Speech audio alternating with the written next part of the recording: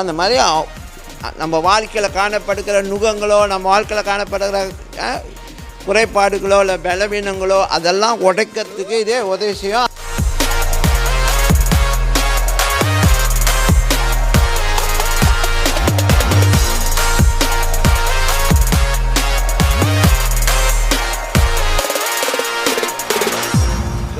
அந்த அபிஷேகம் நுகங்களை உடைக்கும். இப்போ எப்படி நீங்கள் அந்த அபிஷேகத்தினால இந்த ஒத்துமை பாதுகாக்கப்படுதோ, அதே மாதிரி இந்த ஒத்துமையை கெடுக்க வரக்கூடிய எதிர்மறையான காரியங்களை நொறுக்கிறதுக்கும் அந்த அபிஷேகம் என்னது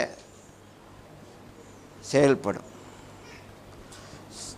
ஆமென். அபிஷேகம் நுகங்களை உடைக்கும்.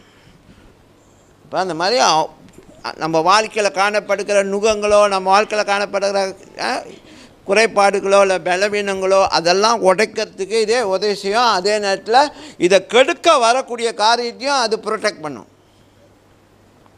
அப்போ உங்கள் வீட்டில் ஒத்துமையாக இருக்கிறத கெடுக்க வர எந்த ஒரு தீய சக்தியாக இருந்தாலும், எந்த ஒரு மனுஷிக ஆவியாக இருந்தாலும், எந்த ஒரு இப்போ சில பேர்லாம் நம்புகிறாங்க, கிறிஸ்துவங்க கூட நம்புகிறாங்க, ஏவி விடுறாங்க பாஸ்டர், ஏவி விடுறாங்க.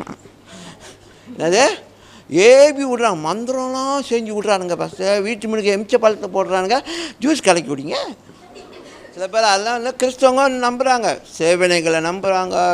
இப்படிலாம் யாரோ செஞ்சுருப்பாங்க, யாரோ உங்களுக்கு எதிராக உங்கள் நிமித்தம் பொறாமையினால் செஞ்சுருப்பாங்க. பெரிய கோடீஸ்வரன் பாருங்கள், பிஸ்னஸ் மெக்னேட்டு, அவங்க பொழப்பை கெடுக்கிற மாதிரி நீங்கள் இருக்கீங்க பாருங்கள். அதனால் உங்களுக்கு செய்கிறாங்களாம்.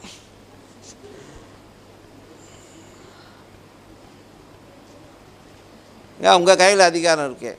நீங்கள் பேசும்பொழுது தேவன் செய்வார். நீங்கள் பேசும்பொழுது தேவன் செய்வார். உங்களுடைய நெருக்கடிகளில் தேவன் இருந்து செய்வார். அல்லேலூயா, ஆமென். இருந்து செய்வார்.